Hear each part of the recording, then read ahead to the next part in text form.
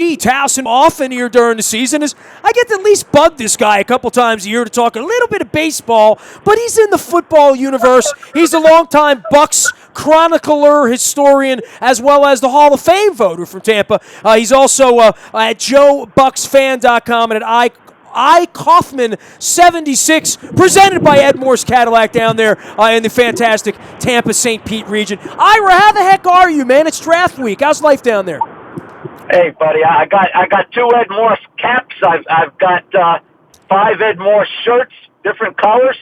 The only thing I'm missing is a souped-up car over there, Nestor. I think you should put a little pressure on my boys. You know what, man? I have car dealerships here as well. I understand how that goes, my brother. You know what I mean? It is amazing with sponsorship how it keeps hope alive and radio alive in the 21st century, right? Nestor, you're talking about the Rays and the Orioles coming to town in St. Pete. One of these years, Nestor, unless things change, and it doesn't look like they will, one of these years you're going to play the Rays and you're going to end up going to Montreal or Las Vegas because I got to tell you, nothing changes around here. Whether the Rays are good, bad, or indifferent, they get the same 12,000 people. Nothing changes. I think baseball has been very, very patient with this market, Nestor. Well, I mean, it is amazing to me. I mean, I was talking to some other folks. Ira, I used to come down there 92, 93, 94 at the beginning of my career. You were covering the Buccaneers when they were wearing a creamsicle down there. There were no Baltimore Colts. There was no Baltimore Ravens. There were just the Orioles. And they used to go down there at Al Lang Stadium and Huggins Stengel Field where they dressed in this half-ass fashion when Eli Jacobs was liquidating the team. And, I got trapped in the elevator at the Marriott across from Al Lang Stadium one time for an hour. They brought the fire department in on me. But, that stadium was built down there. The Giants didn't come. The White Sox didn't come. And finally they get a team. And here we are 25 years later, and they've been a good team. It's been a good franchise down there. I know that guy was a knucklehead in the beginning, but by and large, they've put very competitive baseball teams on the field there this century. It really is a shame to see the place empty, and I love the experience of going down there, but people down there don't, right? I think they do the best they can, Nestor, with that facility. It's comfortable. There's always going to be a game. There's no rain out. And don't have any illusions. If you're going to put a stadium in the state of Florida, it better have a top on it, just like the one in Miami. And if it's retractable, you can get away with April and maybe into mid-May, and then it gets too hot, and you got your afternoon showers. But, Nestor, let's remember, this is the place where Joe Madden made his name, got him to the World Series in '08, made the playoffs 3 or 4 times. And, it's always the same old story. First game of the year, Yankees come in, season opener, 29,000. Second game of the year, same opponent, 13,000. That's just the way it is. I know Rob Manfred is fond of Stu Sternberg, the Rays owner, but, at some point, Nestor, friendship only goes so far. The other owners are starting to bridle a little bit about this problem here in St. Petersburg, and it's not going away. And there's no solution, right? And it's amazing. The hockey team has really become something down there, right? I mean, even in a year that was a disappointment this year, the hockey team has really done nicely with their success down there, right? You're absolutely right. They have an owner, Nestor, named Jeff Vinnick. He used to be a hedge fund manager out of Boston. The guy was worth $800 million. He's sort of the George Steinbrenner without the ego.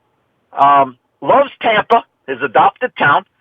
The whole area around the arena where the hockey team plays is undergoing a tremendous transformation. I don't think it'll be like Baltimore by the harbor, but there's a lot of water around there, and you're not going to recognize the place in a few years. Pouring a lot of money in. The fans love the amenities. They love the customer service in hockey. And you're right, very disappointing year for the Lightning. But those fans, those core fans, they're coming back for more. Vinnick is showing the way it's done here in Tampa. and the Rays and the Bucks could learn a few lessons from him, Nestor. Well, Ted Leonsis has put an arena football league team here in Baltimore, the Brigade and the Valor, in partnership with him as well as Ron Jaworski. And look, the guys in KISS. I mean, Paul Stanley and Gene Simmons took a flyer on that league out in L.A., and a lot of people have tried it. They're trying it here. That's also the epicenter of indoor football, right? Like, he's turned part of the hockey crowd into indoor football at a time when the Buccaneers have gone south over the last decade, right? There's no question about it. Now, speaking of the Bucks, Nestor, we're a week away from the draft. Right on.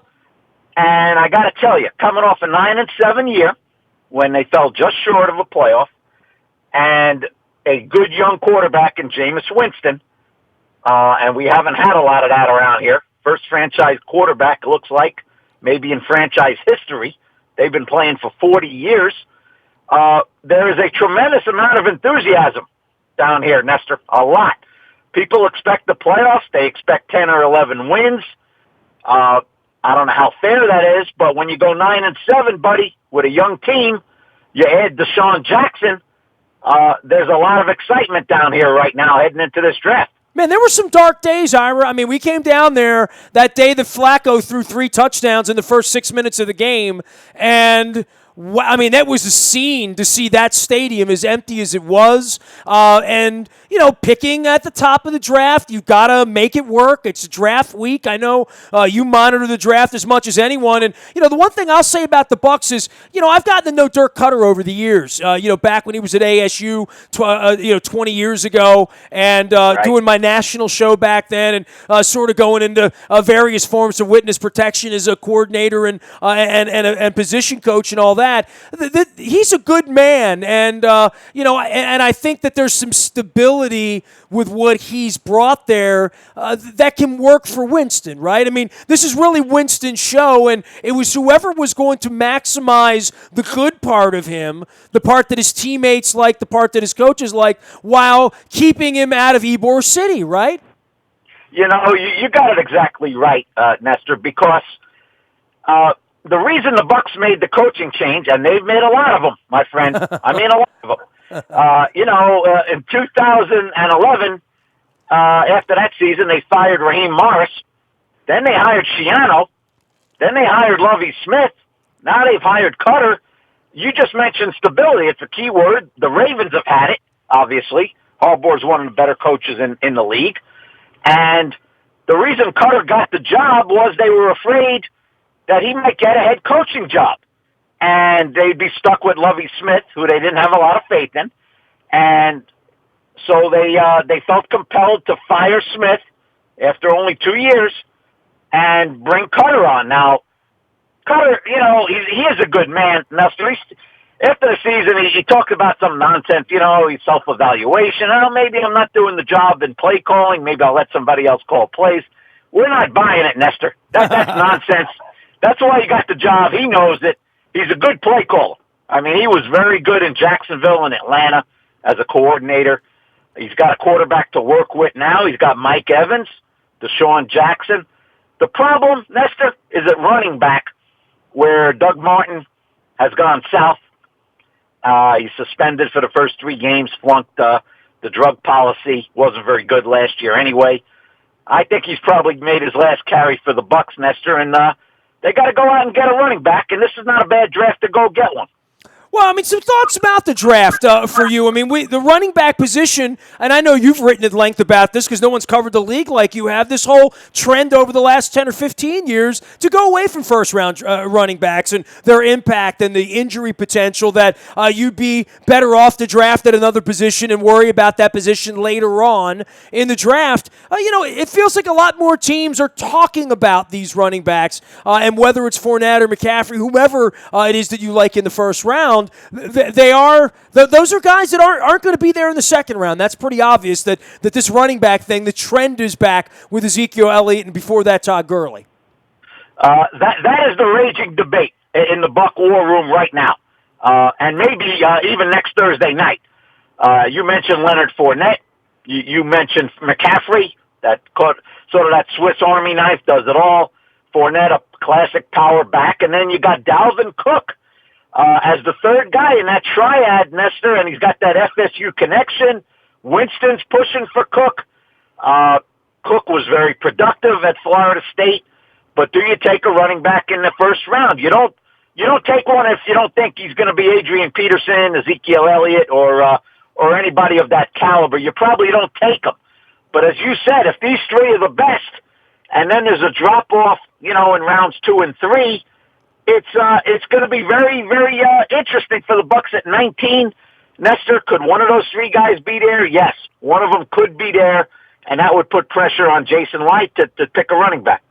Ira Kaufman joining us here from Tampa. Of course, the Rays taking on the Orioles, and Ira, a longtime Hall of Fame voter. You can follow his journey at iKaufman. That's Kaufman, 1 F, 1 N at the end, and the number 76, like the spirit of 76. Hey, I got the spirit of 52 for you, Ira. You're going to be in the room there. We're getting up on 35 weeks or whatever it is, to the Hall of Fame next year. Ray Lewis, what do you think? You think he's going to get in?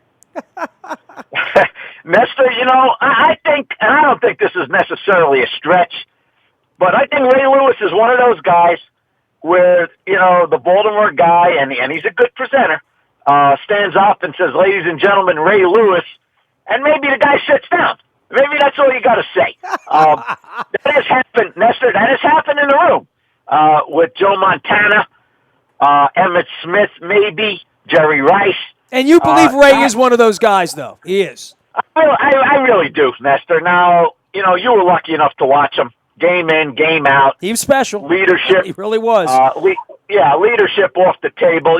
Well, how special he is when he's gone, and then he's not here anymore, and then you find out. The Orioles went into the tank for a decade when Ripken went away. The Ravens didn't go into the tank when Ray Lewis went away, but we're up on 3 out of 4 years and not making the playoffs, and this weekend's the most important weekend in the career of the Ravens for Harbaugh and Ozzie and Eric DeCosta and the people that have made decisions, because this is going the wrong way right now. For now, they have to make the playoff. They have to be a better team this year, and we haven't had that around here, ever. And it happens when great players go away because they're really, really hard to find on Thursday night, aren't they?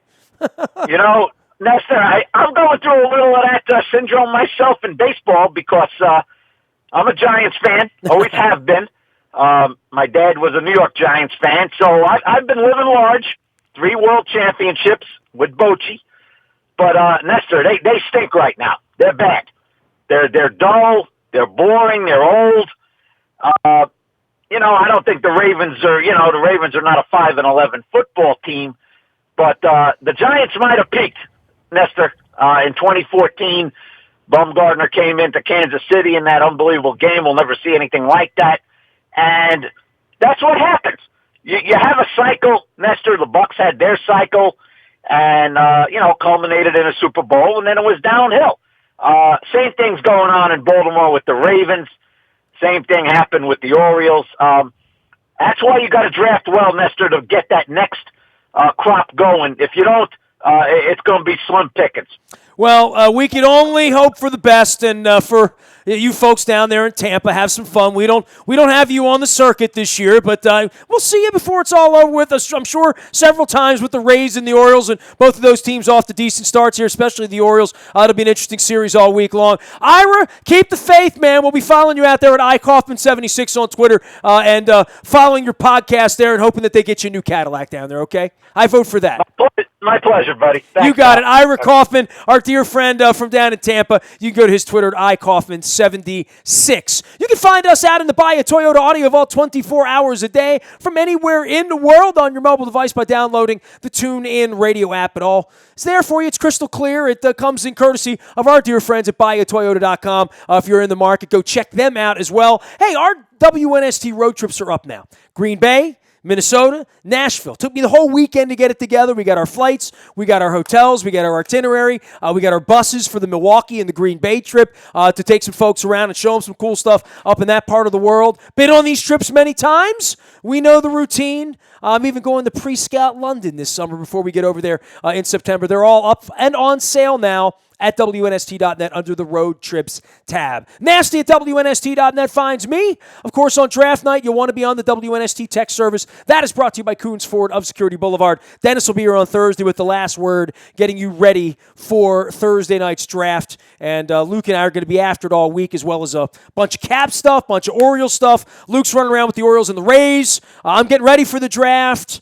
Doing the road trip thing. We got a lot of things happening around here. We are WNST.net, AM 1570, and WNST Towson, Baltimore, and we never stop talking Baltimore sports.